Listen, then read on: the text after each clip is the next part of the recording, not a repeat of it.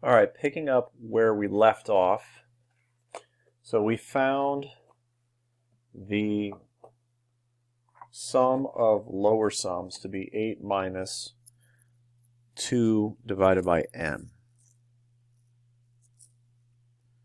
Okay, so the area underneath the curve, when n is 4, we could use this formula. So we have 4 rectangles here. All right.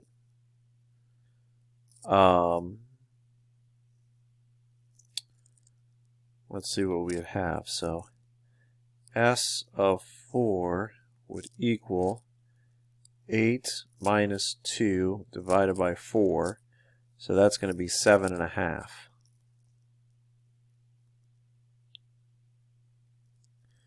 Let's figure out the actual area of this figure. So this is a trapezoid. So this rectangle here, from here to there, that's going to be a height of 3. And from here to there, that looks like 1, 2. So that's going to be 6. The area of this triangle, this would be 2 over 2. So this would be 1/2, 2 times 2, which would be 2. So the area of this is 8. Okay, so we're short. We're lower sum, so we're always going to be short unless n goes to infinity. When n goes to infinity, and this is terrible notation, you would never see this in real life, it would look like this. Where this, 2 over infinity, 2 over a very, really large number, would be 0. So this would equal 8. Okay, so in other words, what I'm trying to say here, as the width of these rectangles gets smaller and smaller and smaller, it's going to give you a closer and closer approximation of the area underneath the curve. Okay? Let's compare this to the upper sums formula. So let me erase this.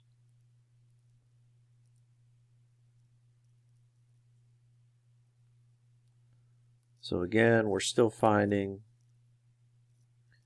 the area of this yellow trapezoid here. We already know it's 8. But as the area underneath the curve gets more complicated, calculus will be a more useful tool for us. So let's do 4 rectangles again.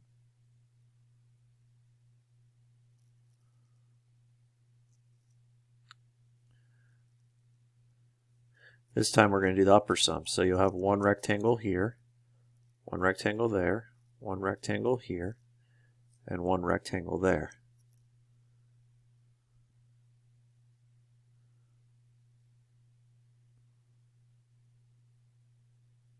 Okay, so here's the rectangle this time.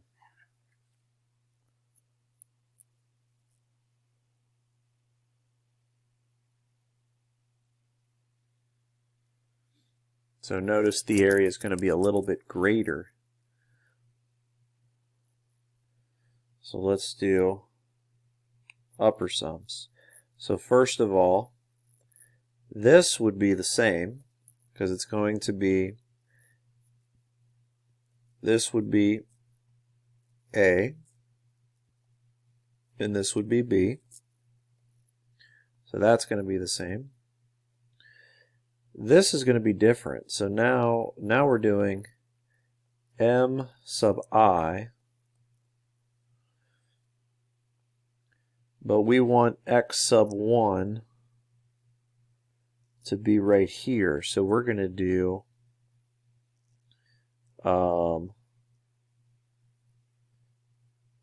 I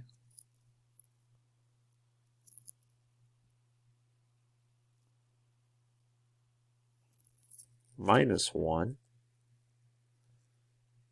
and then you're going to multiply that by 2 over n. Because the formula is still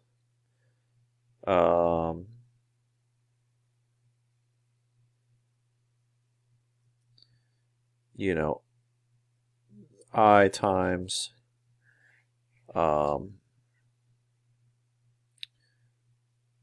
delta x.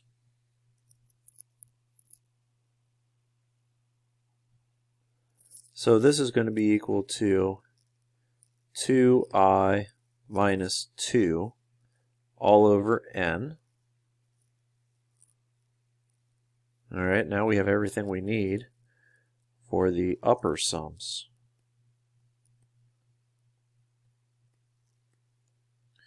So we're going to start with this formula here. So now you're going to do big S of n instead of little s, the summation from I equals 1 to n, and then it's going to be f of big M sub I. So now this is going to be 2I minus 2 all over n times delta x, which would be 2n.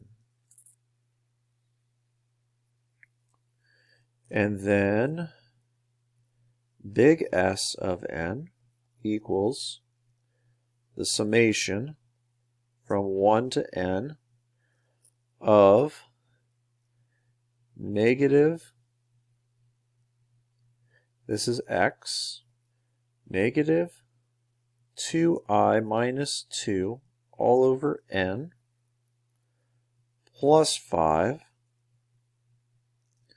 times 2 over n. Then big S of n equals the summation I is 1 to n. Let's see here. Let's distribute the negative. So let's make this negative 2I plus 2 all over n plus 5 times 2 over n. Distribute that through. Big S of n equals the summation I from I is 1 to n. This would be negative 4I plus 4 all over n squared plus 10n.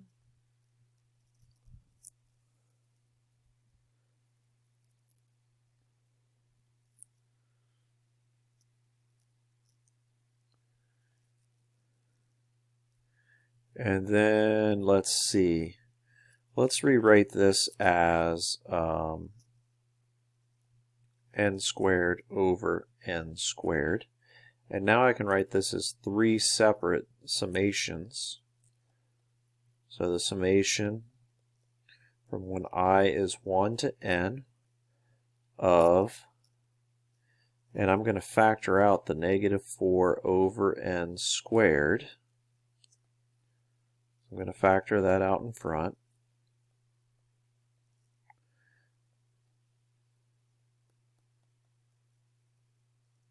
I plus factor out 4 over n squared, the summation from when I is 1 to n, then I'll put a 1 there, plus factor out 10 over n, the summation I is 1 to n, put a 1 there. Then I can use the summation rules. This is going to be 4 over n squared. This would be n times n plus 1 all over 2 plus 4 over n squared. 1 would be 1 times n, so that's going to be n, plus 10 over n. 1 times n is n.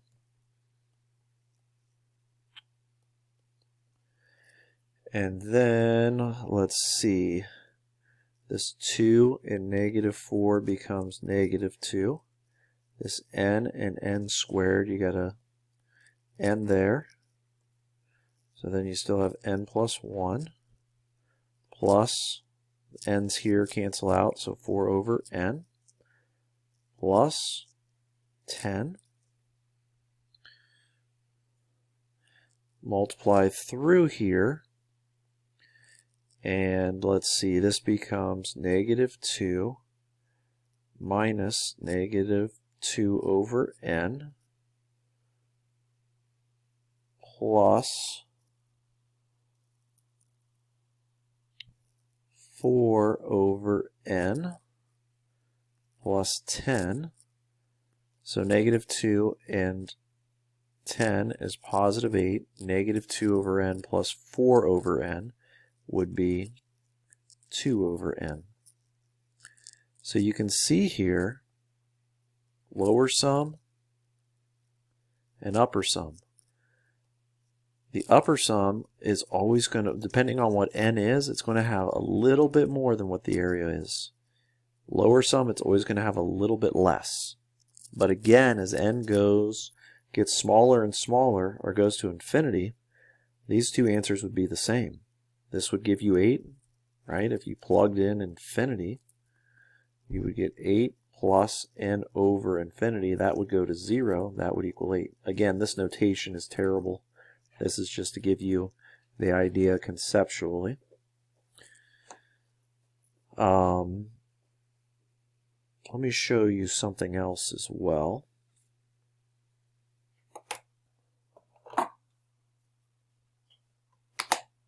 So that would be the answer to those problems.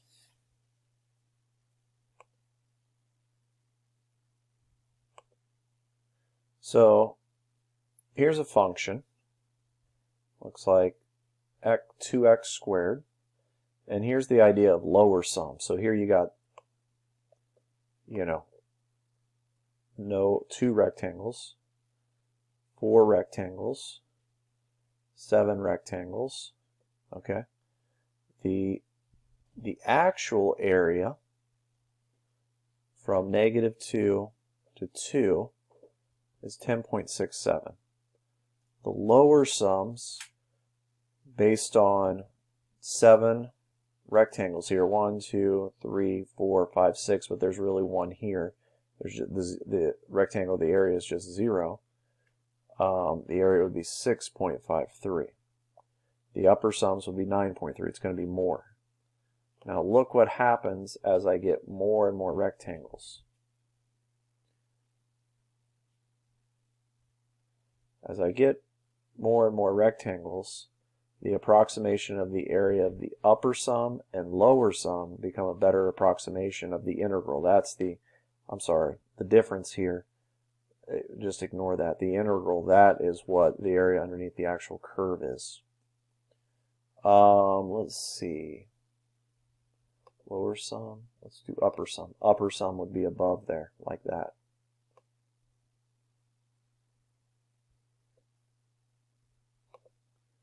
Okay, so I think that's it for this problem. We'll take a look at these definitions and things on the next video.